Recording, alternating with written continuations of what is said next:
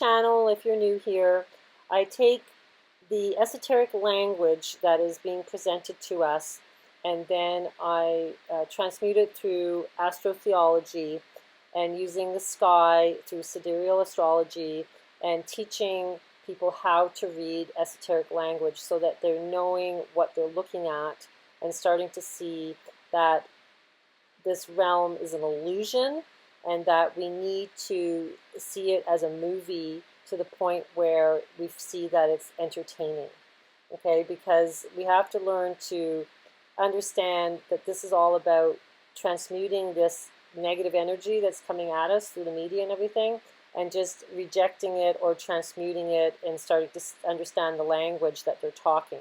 And everything is coded in the news. It has references to ancient mythology that we just don't know about. And once you start to understand it, it's actually really comical.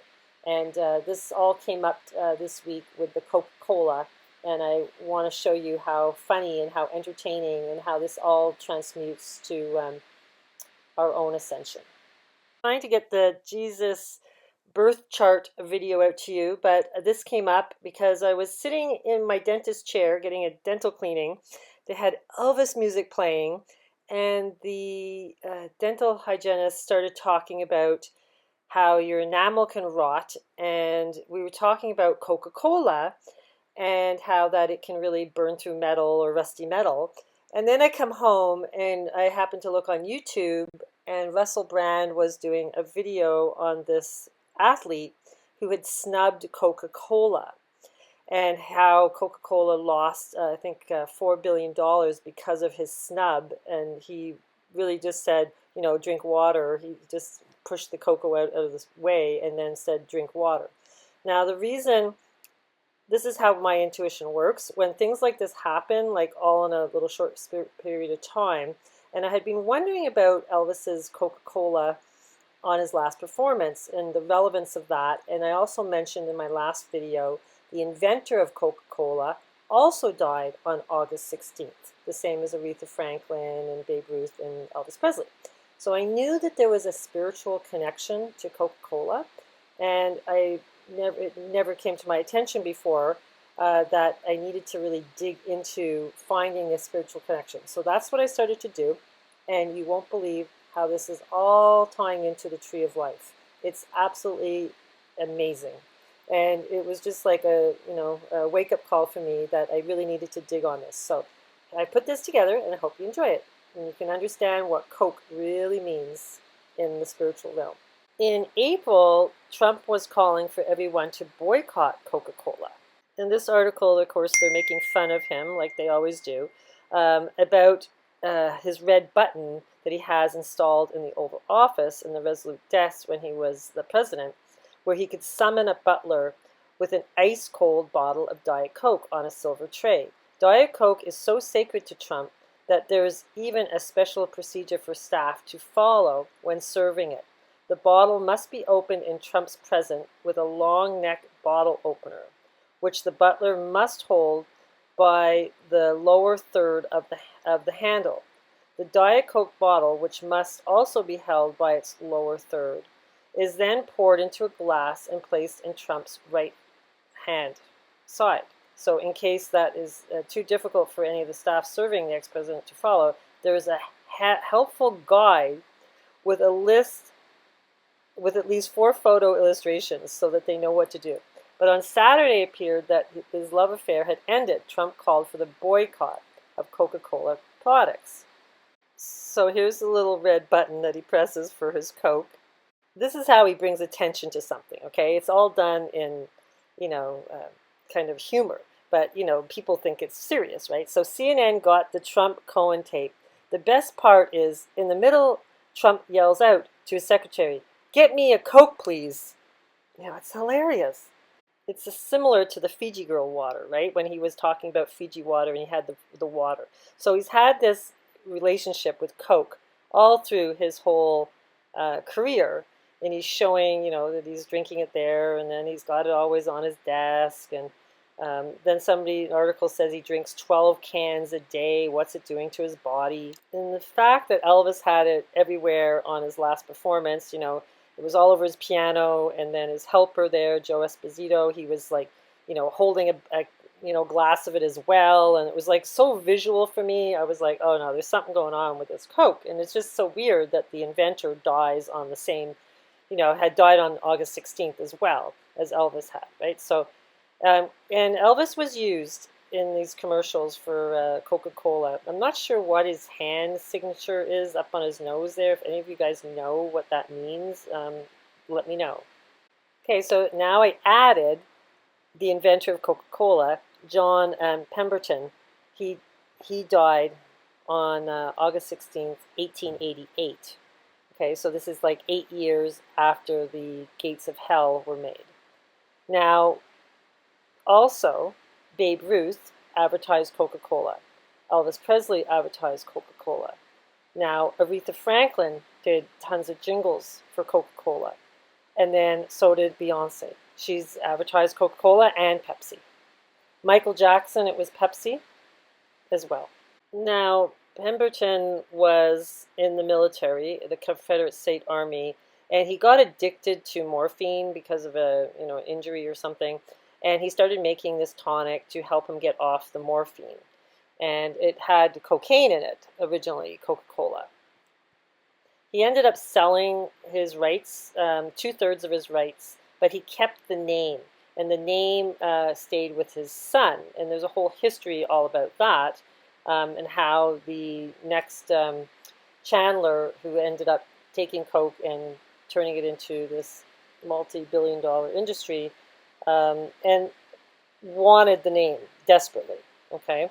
And then supposedly, there's different stories that Pemberton died like really quickly, like it was like out of the blue he died. But then I've read other stories that he had cancer, so I don't know this, what's the true story there. But I did find out that he was a Mason, and the Mason symbol is on his gravestone. Yeah, they're saying he was addicted to morphine, and his Pemberton Eagle Drug and Chemical House, his drugstore in Columbus, Georgia. Now, there was also this other tonic, French wine, coca, nerve tonic. Now, the recipe has African cola nut, the beverage's source of caffeine. It's also worth noting that the Spanish drink called Cola Coca was presented at a contest in Philadelphia in 1885, a year before the birth of Coca-Cola. The rights of the Spanish drinks were bought out by Coca-Cola in 1953. So there's this whole rights of the name. Now, the name is, important because it's tying to this cola tree. This cola tree is very, very important in the history of the United States, revolving around the black community.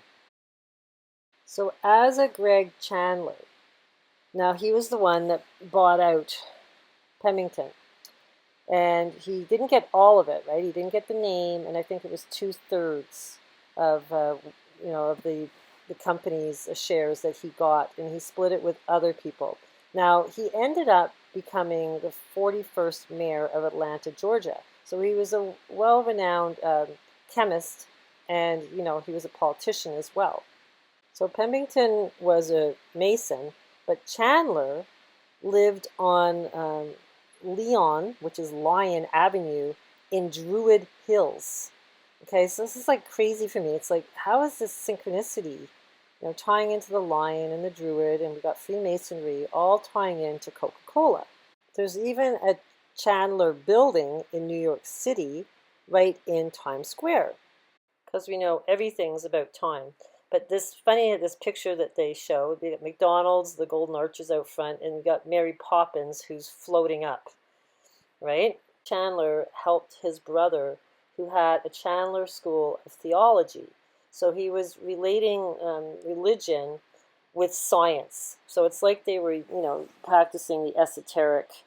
But he was a stout Christian, and, believed in, the suffering of women's rights and everything. So they seemed like good people, or they were looking like they were the correct people in society. Charlie Pemberton, an alcoholic and opium addict, which was Pemberton's son, unnerved Asa Chandler. more than anyone else.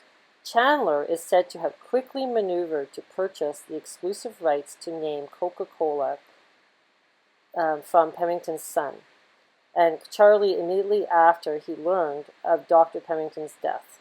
So yeah, so as soon as they found out that the father died, the original of Coca-Cola, he wanted to get the rights. One of the several stories states that Chandler approached Charlie's mother at John Pemington's funeral and offered her $300 in cash for the title of the name. Charlie Pemington was found on June 23, 1894, unconscious with a stick of opium by his side. 10 days later, Charlie died in the hospital. So yeah, so it's kind of like, the father dies, and then he wants the rights, and then, then the son dies. So it's, it's kind of looking a little suspicious. So the son died in 1894, and then Chandler had gained a better foothold on Coca-Cola in April 1888, when Pemington died, the father. He nevertheless was forced to sell the beverage he produced with the recipe he had under the name Yum Yum, or Coke. This was while Charlie Pemington was selling the elixir, although a cruder mixture, under the name Coca-Cola, all with his father's blessing. After both names failed to catch on, Chandler, by the mid-1888, and the Atlanta pharmacist was quite anxious to embellish a firmer legal claim on Coca-Cola, and hoped he could force his two competitors, Walker and Dossier, completely out of the business as well. So I think originally he bought it with these Walker and Dossier. They ended up getting 2/3, and then the son had the rights to the name, and then eventually he, tried to get more and more control. Yeah, so Pemington claiming to cure for many diseases, including morphine addiction, indigestion, nerve disorder, headaches, and impotence. Pemington read the first advertisement for the beverage in May 29th, on the same year in the Atlantic Journal. So this was, in 1886, 2 years before he died. Now, the reason I'm saying May 29th here is this is an important date because when I was doing this other research, this is when the very first James Bond movie was ever played in the United States. So this has a tie-in. The May 29th date is important. This is explaining the shares of the original deal, and that Charlie still held on to the name. And after the April 14th deal, on April 17th, 1988, one half of the Walker Dossier interest shares were acquired by Chandler. So yeah, he bought out the other two people. But I think it was all shady. It was like something was going down, a little weird. So he ended up paying, over a period of time, like $500 and then $50 and $750. It ended up coming out to $2,300. That was to get the rights of the elixir and also the name. Yeah, so $2,300. We got the number 23 again. Pretty funny. Okay, so the cola syrup was sold over the counter as a dietary supplement for upset stomachs. Now, it ended up being certified by a rabbi saying that it was kosher, and then he was able to look at the ingredients, and they ended up changing some of the ingredients so that the American Jewish population could drink Coca-Cola. This was in 1935. 1929 is when they started to remove the cocaine out of the product. So in 1969, that's when that famous commercial came out, Things Go Better with Coke. I'd like to buy the world of Coke. And it first came out, it wasn't very popular, and then they put the whole visual to it and spent a ton of money on the commercial, and that's what launched it into huge sales just from that advertisement. Now, the Queen of Soul, who died on August 16th as well, she did all these recordings of these Coca-Cola jingles back in 1968 and 69, and another one in 1975. So she was a huge spokesperson for Coca-Cola, being a black person and a spiritual black person. It just blows my mind, her album on the inside cover, when she's like the sun goddess, all ties to this tree of life with the sleeping soul up in the clouds, and then the needle, with the bull fighter. It just blows my mind, this album cover. Um, and so it's called Hey Now, Hey, The Other Side of the Sky. So not only is she tied to the needle, same as Babe Ruth and same as Elvis Presley, with the chemo needle for Babe Ruth and the polio needle for Elvis Presley, she's tied to it through this album, but she's tied to the Tree of Life through the Coca-Cola. And I'm going to explain how Coca-Cola represents the Tree of Life. Hang on, because it's going to get crazy here. Her being the Queen of Soul, Beyonce being the Queen Bee, then both having connection to Take My Hand, Precious Lord, that Elvis also sang, right? So there's this whole, they link the symbolism together with these kings and queens. We have two kings, with Babe Ruth being the king of swing, the king of rock, Elvis, the Queen of Soul, and then the Queen Bee. And Beyonce ties everything together, and I'm going to show you how. So she advertised Coca-Cola, so did Babe Ruth, big, huge one there, and Elvis Presley, all of them. Here's just showing about, this commercial, I'd like to buy the world a Coke, and the whole song from it. And there was like 100,000 letters about the ad. Everybody loved it. They're still selling the sheet music for the song. It's like, it was part of the culture. I remember I was a little kid at the time, and I loved that commercial. It was amazing. It even was put in Mad Men episode, the last episode. The name Coca-Cola was a suggestion given by Pemberton's bookkeeper, Frank Robinson, as the recipe of the syrup called for cocoa leaf extract and caffeine from the cola nut. The name Coca-Cola was easy to come up with. However, Robinson, who was known for having excellent penmanship, thought that using the two C's in the name would look more striking in advertising. So the brand name Coca-Cola, that's how it came to be. What's interesting, Robinson eventually worked for Chandler with the Coca-Cola company. So he started off with Pemberton and then ended up, creating the name and then working for Chandler. So, it's just kind of a funny history in there. They knew something back then. So here's the cola nut. Refers to the seeds of certain species of plant in the genus Cola, placed formerly in the Cocoa family. It's in the rainforests of Africa. The spread of the cola nut across North America seems to be connected to the spread of Islam across North Africa during the 17th century, as trading across the Mediterranean became more concrete. The cola nut was particularly useful on slave ships to improve the taste of water, as enslaved Africans were often given poor quality water to drink. Cola nuts are an important part of traditional spiritual practice of cultures and religions in West Africa. The 1970 hit Gora City highlights the significance of the cola nut, called Goro, to the capital of Niger. So Nigeria, cola nuts are used as a religious object in sacred offerings during many spiritual practices and rituals. So this is really, really, really important, this cola nut. And I'm going to show you how extremely important it was to the black slave traditions.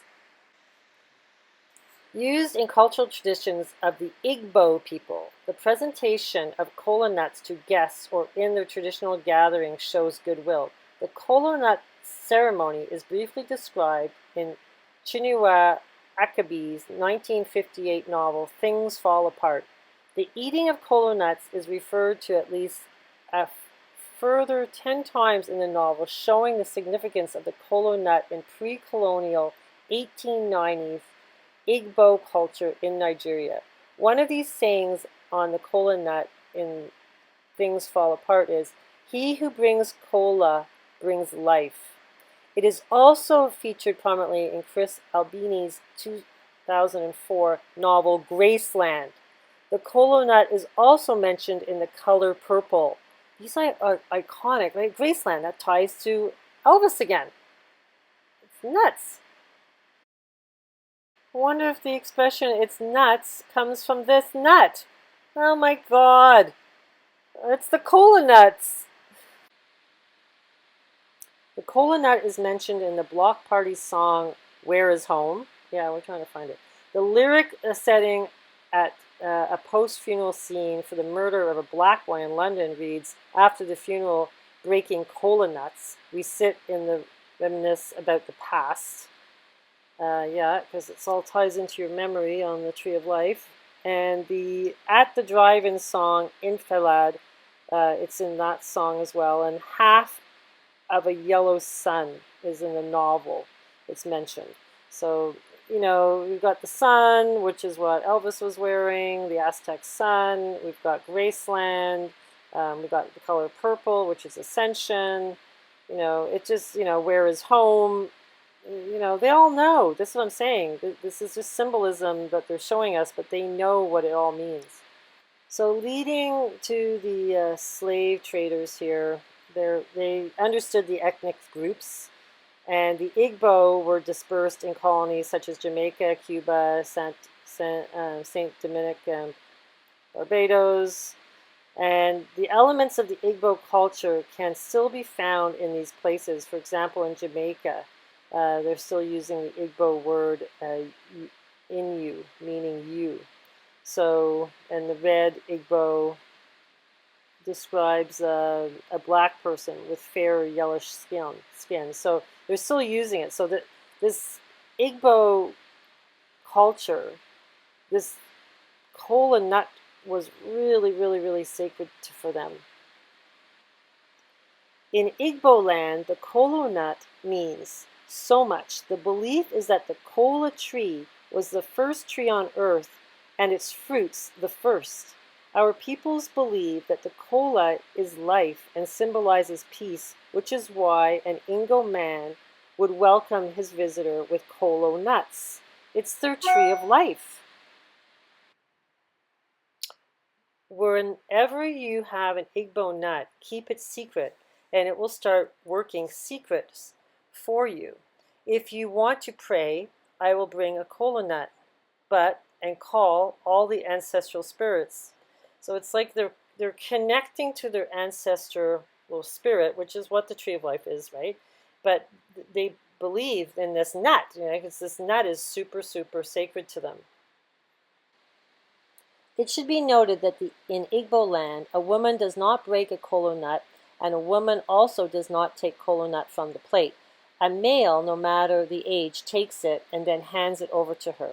Women are forbidden from planting or climbing kola trees or plucking kola nut. Kola nut is so respected in Igbo land that in some communities where anyone who steals a kola nut is ostracized. Some people even believe that even if one was not caught while stealing the kola nut, the gods would expose the person and he would confess publicly. And if they find out they stole one, you can be banished from your whole community and they burn your house down. That's a sacred friggin' nut. We use it to call our ancestors. It is used to welcome visitors. It serves as a mediator between ancestors and the living. The kola nut symbolizes unity. It represents a good omen, love, and togetherness, and it's the most important object in Igbo tradition. They also eat the eye of the kola nut, which in most important part, not the lobes, but the ritual is different in other Igbo cultures. Kola nut is an instrument for prayer. So yeah, so that's interesting. And then yeah, they have different traditions with it, but it has an eye in it, which is like the eye of God, right? I don't know if you guys knew the story of Igbo Landing, which is in Georgia, but this kind of just blew my mind. Igbo Landing is a historic site in Dunbar Creek on St. Simon's Island. Glenn County, Georgia.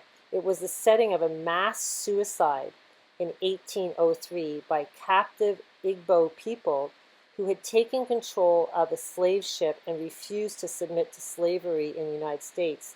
The event's moral value as a story of resistance towards slavery has symbolic importance in the African American folklore and literal history. So yeah, this is crazy. We're not taught this in Canada. Maybe you guys are taught it, but I didn't know anything about this. But this, this whole incident, which is like the very first Freedom March, really is fascinating. It ties into Beyonce, and it ties to Coca-Cola because of this nut. Well, like I said in my last video, the Take My Hand, Precious Lord song tied to Martin Luther King. And this is the song that was tied to Aretha Franklin, and Beyonce sang it in 2015 Grammy Awards. So, they're tying, now I understand, it's all to do with freedom, but it's not freedom like black people just being free. It's literal freedom of your soul tying into this tree of life. So the following sequence of events is unclear, as there are several versions of the revolt development, some of which are considered mythological. Apparently the Africans went ashore and subsequently, under the direction of a high Igbo chief among them, walked in unison into the creek, singing in Igbo language, "The water spirit brought us. The water spirit will take us home." They thereby accepted the protection of their god, Wu, the death over the alternative of slavery. Roswell King, a white overseer on a nearby Pierce Butler Island plantation, wrote one of the first contemporary accounts of the incident, which states that as soon as the Igbo landed on the St. Simon's Island, they took to the swamp, dying by suicide by walking into Dunbar Creek. So it's written in the text. So it's just unbelievable. You have to think to yourself, if you knew that they captured you and took you away from your home, made you go on a boat, treated you like terribly, starved you across the oceans, and then you knew what was going to happen to you, would you take your own life? It's supposed to be not spiritual. You should never do that, supposedly, take your own life, but you have to think to yourself, in that situation, would you? My sister and her husband committed suicide when I was trying to keep my husband alive from dying of cancer.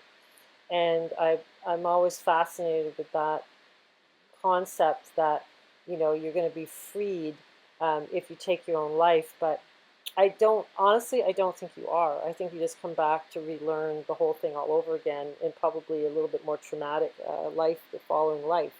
You don't get to escape this realm by killing yourself. You have to endure it and then transform the negative energy. But by just trying to run away and escaping from it, I don't think it does really give you true freedom.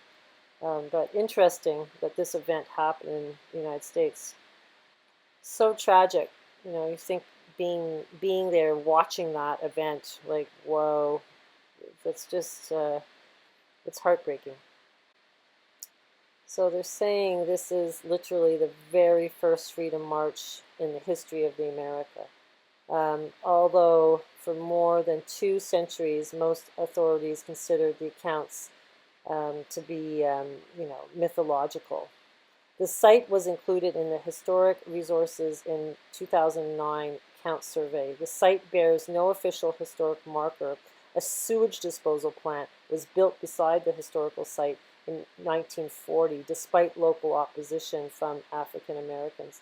The site is still routinely visited by historians and tourists, but they are putting it into the historical books now. So it definitely was a real event. The chained enslaved people were packed under the deck of a small vessel named the schooner York to be shipped to the island. But some people believe the name of the ship was Moravia. During the voyage, the Igbo slaves rose up a rebellion, taking control of the ship and drowning the captors, in the process causing the grounding of Moravia in Dunbar Creek. It's really history repeating itself. Moravia, traditional region, is in Central Europe that served at the center of major medieval kingdoms known as the Great Moravia, before it was incorporated into the Kingdom of Bohemia in the 11th century. In the 20th century, Moravia became part of the modern state of Czechoslovakia and subsequently of the Czech Republic.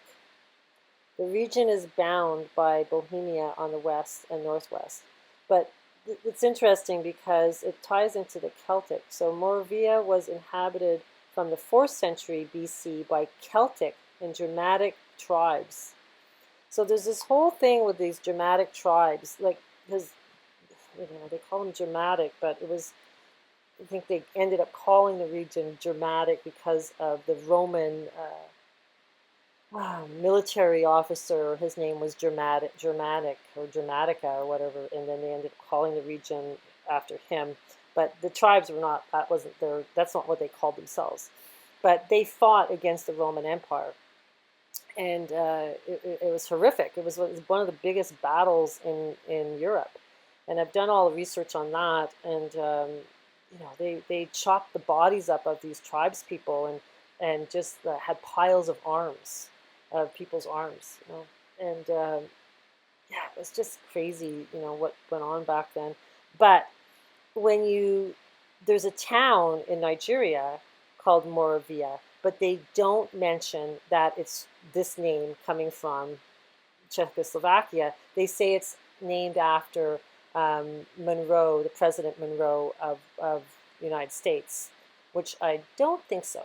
I think it's named after this ship that ended up taking, these slaves to the United States, and then they ended up committing suicide.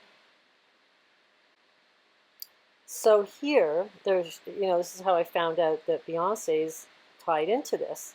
They're talking about that the imagery from the Love Drought portion of Beyonce's visual album, Lemonade, is said to be inspired by the Daughters of the Dust, about the Igbo Landing. Okay, so there was women that committed suicide, obviously. I guess there was some, mainly women. Maybe there was men too, but she's interpreting it as Daughters of the Dust. So also in the 2018 Marvel film Black Panther, Michael B. Jordan references the Igbo Landing during his death scene. Bury me in the ocean with my ancestors who jumped from ships because they knew death was better than bondage. Okay, now the whole thing about death better than bondage is ascension is basically death. Okay, it is death. It's not suicide. It's you're transformed and you appear to be dead to the people that are left here in bondage. Now, the reason I know this is because the symbolism's everywhere. Like the chrominium symbol on the periodic table is a skull with wings. It's the skull with wings, right? And then Pink just came out with a new song. Go check out her last song that she just put out. At the end, the ascended soul disappears and goes up into flames, and then there's a skull. Okay, so this is what ascension is. So you have to check out her two songs, Beyonce's Love Drought. Here they all are going into the water. Yeah, and so she's leading them. And here she is at the big Grammy Awards when she was pregnant, and she did this big, huge ritual. And it's saying that she's using the song Love Drought and Sandcastles. And when she's doing this whole performance, she's taking lyrics from those two songs and also Lemonade. And she talks about alchemizing. If you go watch those music videos, she talks about alchemizing and releasing, turning everything into love and, releasing yourself, I guess, from this realm is what the symbolism is. And she's got the big tree there. There's a beautiful, Georgia tree with all the Spanish moss hanging from it, most likely an oak tree. And then in this performance, I don't know if you guys remember watching it, but she's in a chair, and a lot of the other women are in a chair as well. And this ties all into an Igbo tradition with death. The whole performance is basically a ritual to the divine feminine, which is where we're going back to. Okay, it's Mother Earth, it's connecting to Mother Earth's energies, it's being able to manifest what you need through these energies, and this is a whole ritual. That's why it's all women in it, and it's really what heaven is. Heaven will be where the woman will no longer be suppressed. So the second burials of the Nigerian Igbo people, the corpse is seated on a death chair, bound with leaves and vines, then covered with a blanket. So in my mind, she's interpreting the Igbo tradition of death, but this ties, because she's dressed up as the sun goddess, like she's dressed up as Cersei, or Cassiopeia, or Cybele, or all these harvest queens in tradition all through the ages. Now Cassiopeia sits on a chair and she looks at the mirror, right? She's mirror, mirror on the wall. It's also the W or the M. It would be the golden arches, the McDonald's. It's the M. Okay, so or they say W, but just flip it over. The point is, it's tied to the chair. Now the harvest is ascension. It's ascension. You either eat the fruit of the tree or the tree eats you. This is really what it is. You have to be sacrificed. So this whole performance that she did, I know a couple of years ago I was listening to some Christians, decoding this performance, and it was like totally satanic in their mind. And I just kind of looked at it and went, well, I don't see it satanic, but okay, if you want to think it is. But it's not. It's not satanic. She's teaching you ascension, and she's telling you the history of the United States and what happened to the black people. I don't see that as satanic. She's representing Cersei. She's on the hypothesis of Washington painting in the Capitol building. Cersei is Persephone's mother, and Persephone teaches you how to get across to the other realm. Okay. So now, what's interesting, I found this tying into Corona. Cersei has a crown, and the crown of Cersei is Corona Spicia. Now, we all know, I've taught you guys that Spica star is the wheat that Virgo holds. So Virgo is really Cersei. That's who she is. She's the harvest queen in the sky. So Corona is tied to Cersei and that star, which is aligned to the Washington Monument. This is why it was a triangle, and that's the way George Washington made it to Arcturus, which is King Arthur, the White House, and then Regulus is the star that August 16th, the sun is on, which is the Capitol building. It's really ascension. Okay, that is to do with alchemizing. That your Venus and Mercury, Regulus is always the crown. Okay, so it's like it can be a crown of ascending, or it can be a crown of being part of the harvest. Now Regulus, which is where they all died and where the gates of hell was also made on, and the Pemington, the original inventor of Coca-Cola, that's when he died as well.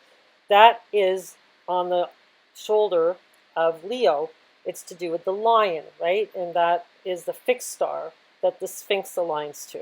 So the lion is super important because we're in the fixed cross right now. We're in the cross that's ruled by the lion. It's ruled by the sun. And when this event happens, this lion king has to go down. The lion king has to go down. It's Odin sacrificing himself to the tree of life for the sake of others. It's Jesus sacrificing himself on the cross, which is the tree that Elvis sung about. The cross is the tree that Jesus sacrifices himself on. It's all the same. It's all the same symbolism. It's just processed to us in a different format, but they keep saying the same thing over and over again to us.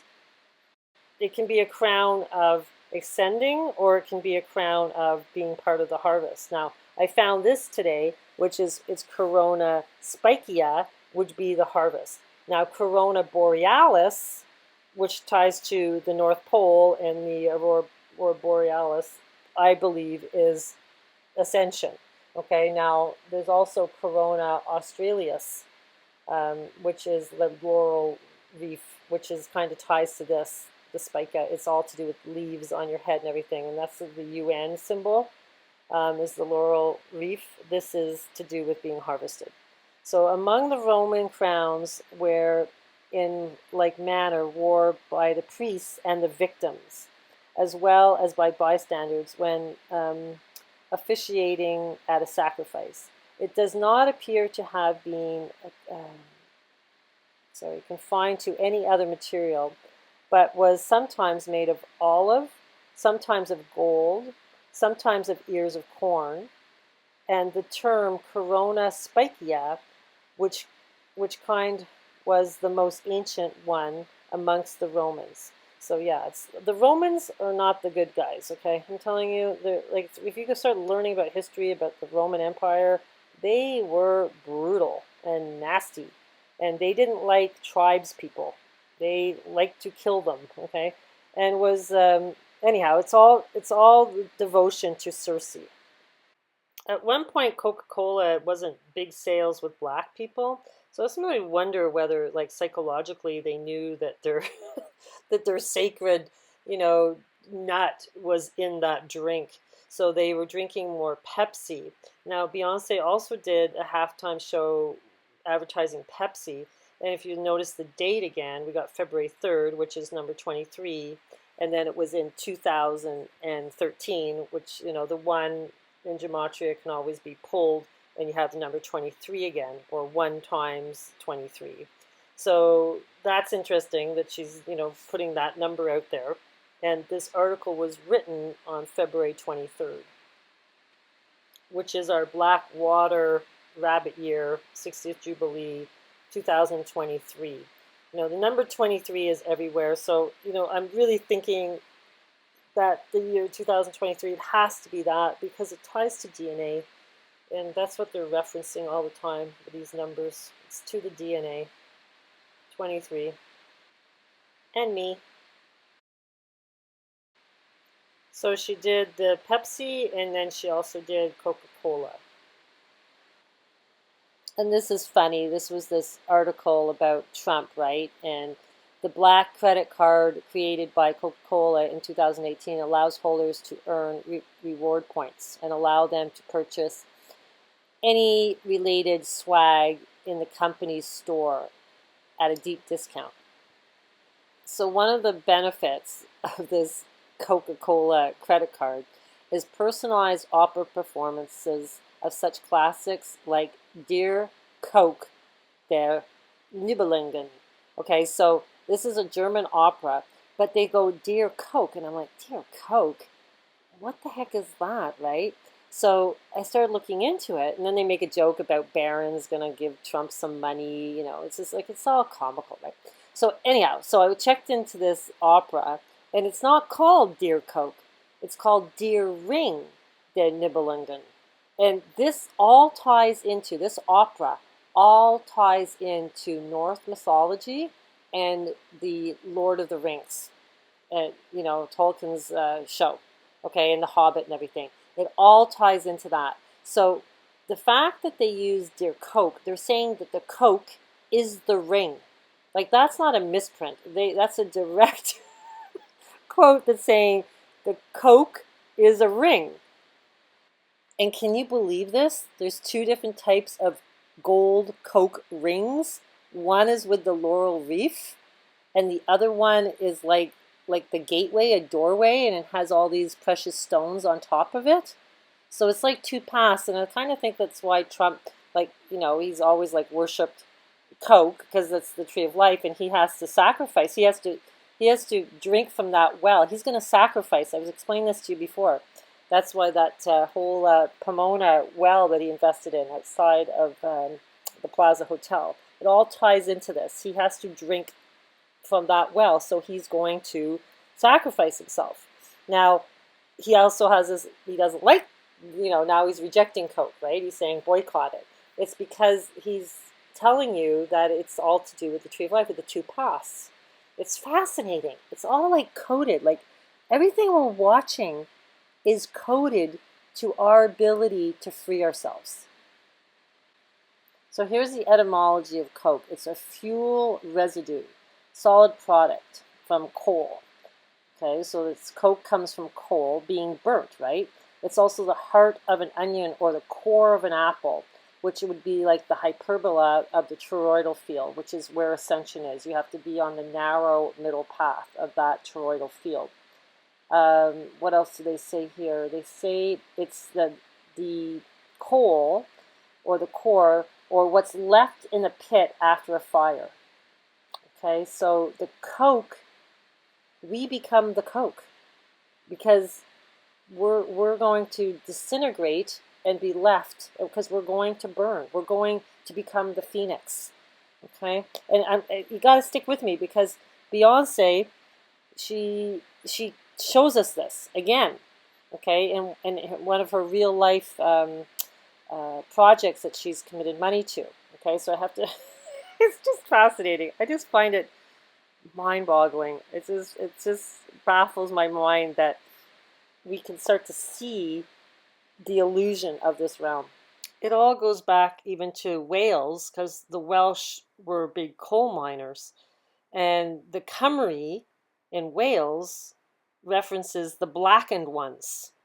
So, the fact that Coke's black and it's supposed to be like soot, it's the blackened ones. It's the blackface ritual as well, that the Morris dance does in Celtic, that Trudeau in Canada did. He, painted his face black and it was all in the news. It's all they're referencing the ascended soul, but they're making you kind of hate it, right? By the symbolism, like, oh, bad Trudeau, and, it's really meaning ascension.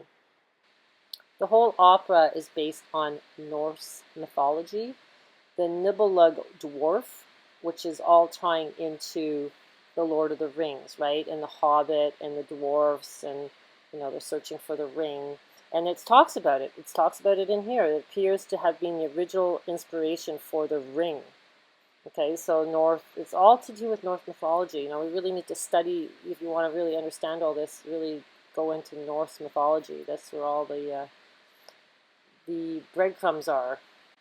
Here's Tolkien quoting that he says, "He scarcely ever, to my knowledge, referred to them. For my part, I cannot recall any conversation with him on the subject until very near the end of his life, when he spoke of them to me and tried unsuccessfully to find them." We're talking about the works that he had done, all relating to the Norse mythology. "Thank you for your powerful effort in translating and recognizing the Song of Sibyl." That's all. Sibyl is Cersei. "In return, I hope to send you, if I can lay my hands on it, I hope I haven't lost it. I think a thing I did many years ago while trying to learn the art of writing alternative poetry, an attempt to unify the lays about the Voskans from the Elder Edda." This is all to do with Norse mythology. Okay, so Tolkien was studying this and understanding all these folklores, and that's where the Lord of the Rings all came from. And now we know what the ring is, right? The ring is really the tree of life, but it's also the ashes, really, at the end. It's to do with ascension.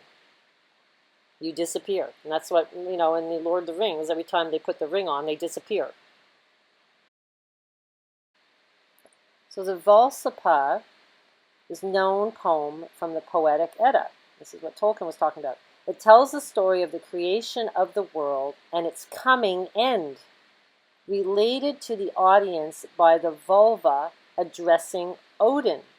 It is one of the most important primary sources for the study of Norse mythology. Henry Adam Bellows proposed a 10th century dating and authorship by a pagan Icelander who had knowledge of Christianity. Okay, so there's like a bit of Christianity in it, and I guess there's pagan in it, and this is why it's not well known, because they don't like that when it's mixed together. So here's part of them, part of the poems, and the ages later, Odin is in there, showing here. Then there's a curse that he possesses, but it's interesting because it drives a sword into the oak at the center of the hall and dares the man present to pull it out. Now that's the King Arthur story, right? It's the sword coming out of the stone. And so it's all the same mythology all through the ages. That's all I'm trying to say here. It's just repeating. And the sword is our chakras. We have to activate them.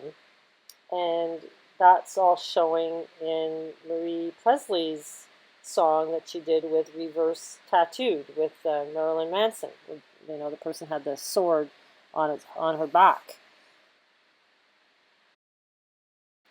Now, Tolkien was talking about the Sibylline song and the Sibylline prophecies are these ancient texts that supposedly, you know, were destroyed, but then they got rewritten, and, you know, the Catholic Church doesn't like them because there's lots of pagan kind of writing in it. And they're just talking about, in those poems, in the prophecies, about the coming end of the time. Now, I did read some of it, and they did mention lizard people returning. Okay, so I was kind of like, oh great, you know, and it's kind of, I'll drop the link so you guys can read it, and because it's huge pages and you need to study it if you want to, but this all ties back into Tolkien's, you know, with this poem it's showing here that's tying to the dwarfs and Gandalf, like I said, The Hobbit. And the show, a TV series, The Vikings, are all tying into the Voluspa, again, this Norse mythology. So if you want to watch that. Here's the Song of Sibyl, which is really Cersei. A Gorgarian chant. You can listen to it. It's like healing you, right? It's like acoustic sound. This is what we have to tap into to heal ourselves and also to get more intuition coming through. You know, I do all these different practices to help with my ability to get intuition just by doing Kundalini yoga, drinking copper water, grounding, spending time in nature, different little practices, but I think it helps because you start to trust your intuition more by you know, connecting to these energies. Yeah, I wanted to read this. One of the poems starts. Okay, this is interesting because it's describing what's happening. She goes into a trance and she describes the golden age. At the point of the poem, yeah, there's dwarfs. I just wanted to get to this part. The Codex Regulus. Okay, we're talking about Regulus star in Leo. The Cersei goes on to describe the slaying of Baldur, best and fairest of the gods, and the enmity of Loki and the others. Then she prophesies the destruction of the gods, where fire and flood overwhelm heaven and earth, as the gods fight their final battles with their enemies. This is the fate of the gods. This is Ragnarok, okay, where Odin ends up dying. She describes the summons of the battles, the death of many of the gods, and how Odin himself is slain by Furin. Now that's a great wolf, yeah. And then Thor, and the god of thunder, and then the serpent. And she also mentions the dragon at the end as well. But finally, a beautiful reborn world will rise from the ashes of death and destruction, where Baldur and Hori will live again in the new world, where the earth sprouts abundance without sowing seeds. So it's just like you manifest and it happens, right? The surviving Aesir reunite with Horan and meet together at the field of, I don't know how to pronounce this, Avalvar, discussing Jimarag, great events of the past and the Ruic alphabet. So you get to go there and you can all laugh about all the things that's happened on this planet, da-da-da-da-da. The final stanza describes the sudden appearance of Nirag, the dragon. So the dragon comes, and this is, you know, where this whole event happens. So it's interesting, you know, this is all in our mythology, and like Tolkien said, mythology has more truth. It's a famous quote of his than we believe. You know, Prince is tied into this as well. This is him singing with Beyonce back in the day. And it's fascinating because before he passed, the last concert he did, he mentioned, you know, don't wait 3 days before praying for me. So he's saying that he was exiting the stage, right?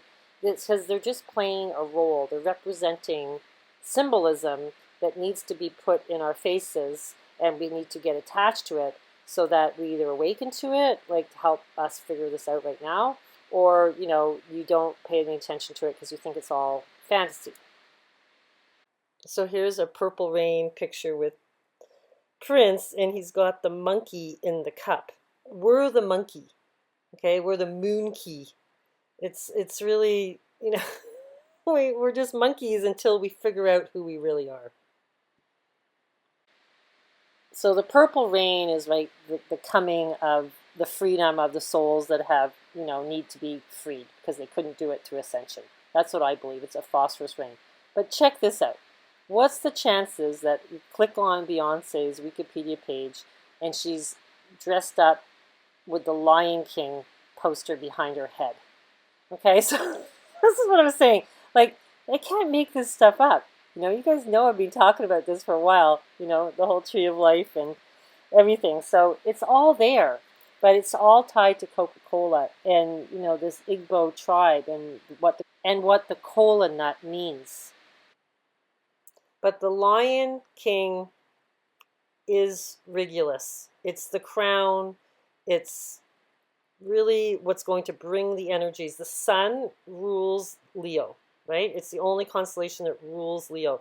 The sun is what's going to activate us to ascend. But, you know, I'm pretty convinced that Trump has to go down. But somebody had mentioned the lying Biden, maybe he's the king and he has to go down. But I don't think so because there's so much reference to Trump, you know, with him being Odin with the Capitol building, which is aligned to Regulus, with Odin showing up there and sitting in the chair and everything, and that's all Trump putting that all on, even though it made it look like he was victimized, but he wasn't. He created that whole event. That's a ritual. We know that. That's why I was able to predict that it was going to happen. It was a ritual. So anyhow, it's all very fascinating, but the fact that she's got a picture with the Lion King behind her head on Wikipedia just cracks me up. Beyonce has a cosmetology center to help people that have addictions, but it's located in the historic Dumbo neighborhood in Brooklyn, and it's the Phoenix House Career Academy. Okay, like you just can't make this stuff up. It's like they put the symbolism literally everywhere. It's just everywhere because I guess once we start awakening, we see it everywhere and it convinces us that it's real. I was trying to see if Prince had any connection with Coca-Cola or Pepsi, and this person has written, Prince is registered with the ASCAP as having written a song entitled Coca-Cola, but it was never released. And also he helped out with Ray Charles' song that was, he recorded it, but then Ray Charles did it to do with Pepsi. So who knows, like, I guess it must be registered if this person's saying it, but I didn't look into it. But there is, a connection with Prince and Coca-Cola. Now, Prince's famous quote that he did here, everyone has their own experiences. This is why we are here, to go through our experience, to learn, to grow, to go down those paths, and eventually you may have gone down so many that you don't need to come back. This is like really important, right? Because he's saying that, this is all about, this is hell, okay? So that you realize that the gates of hell that were made on August 16th, the gates of hell, are they opening, with Bill Gates tied to his birthday being the same day that Elvis Presley took the polio shot, is this the whole gates? Is the gates opening so we can get out? Or, is the gates opening so stuff can come in? and maybe it's a bit of both, you know. But basically, what he's saying is, you know, you can be free if you learn from this realm. And so I think the whole mythology that heaven is in the sky and hell is below us is what's causing people to not see any of this, and also believing that reincarnation doesn't exist. These are the three major mythologies that we're told are real, but I don't believe they are. Okay, so being reincarnated is true, and heaven is in you, and hell is what we're in, because it's impossible to believe that this isn't. As a little kid, I used to think, why is everybody starving on the other side of the planet? Why can't people help them? Like, why is... I always remember questioning that and thinking it didn't make sense.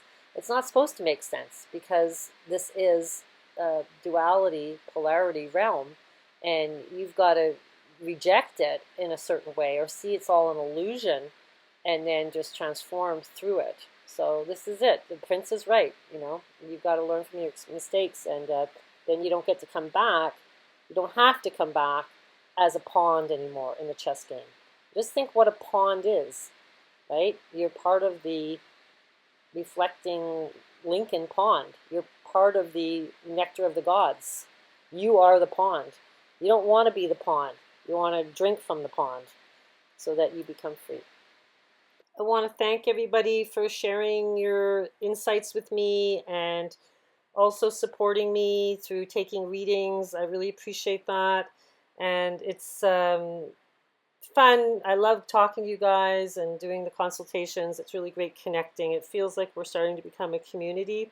So if you could please like and subscribe, and please share far and wide, because this is very time consuming for me. And if I can help other people learn about themselves and connect with people, it just brings me lots of joy, and also helps me out with my time that I've put into all this. So bliss to you all, and just keep checking out the movie and sharing what you find, because it's really fun when you guys share stuff with me. I really appreciate it. Somebody sent me this Warren Beatty film, and it was called the Parallax View, and this was all done in the Space Needle. And of course, it was a politician assassination. There was actually a couple of them in the movie, and at the beginning of the movie, you can see the Space Needle and also a totem pole. So it's like they're referencing that it's the Tree of Life, but there is, you know, two politicians that are assassinated. So this is tying into, I do believe, you know, JFK, and then the 60th Jubilee of that year, a Black Water Rabbit year, being in 2023, for something to kind of appear to happen to Trump. This is my interpretation of the movie. And then somebody else had mentioned that they were watching the Home and Garden show, and they were making a piece of furniture out of a tree that supposedly Elvis had climbed.